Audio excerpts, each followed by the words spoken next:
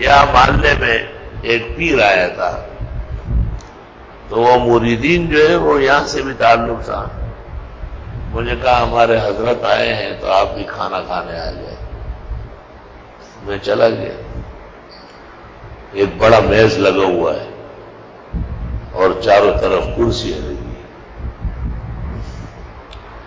میں نے کہا کہ نیچے نہیں لگ سکتا ہے. تو انہوں نے کہا لگ سکتا ہے. اور پیر صاحب کہتے ہیں کہ اس میں کوئی تعویل نہیں ہو سکتی. میں نے کہا پیٹ کے لیے تعویل شرم کی بات ہے. پیٹ پر تو آزمائش لانی ہے، اس پر پتھر رکھنا ہے. مطلب میرا یہ تھا کہ مریدین پیر کو دیکھتے ہیں اور پیر بدعمل ہے. میں نے کہا آپ نے شاید علم نہیں کیا ہے.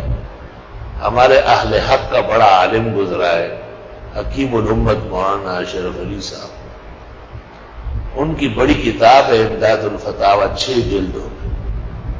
اس میں 4تھی جلد میں حضرت لکھتے ہیں کہ میز اور کرسی پر کھانا کھانا حرام اور ناجائز ہے،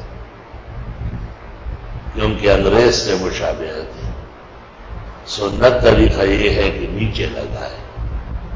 خدا نخواستہ اگر نیچے نہ لگے، ایسا موقع ہو تو اعلیٰ تقویٰ اور ورع یہ کہ ویسے بیٹھ جائے، کھانا نہ کھائے. یہ پیٹ بہت دفعہ بھرا گیا، آج نہ سکے. جب آپ کی بات ہی نہیں چل رہی تو آپ ویسے بیٹھ جائے. ویسے بیٹھنا تو جائے گا. پانی وانی پی لیں.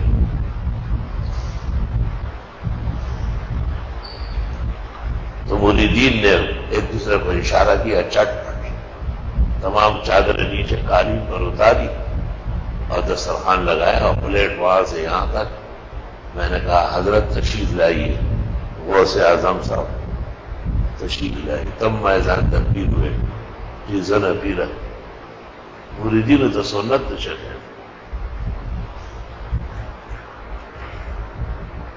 توبہ ویدے پیران نہ منی نماز کو منم جو بےمان ہے گا. منم وہ بےمانان نہ جہان کو منم. ایماندار منم منم آتا سو ایمان لیدل ہے نہ غیرت نہ قدر کی.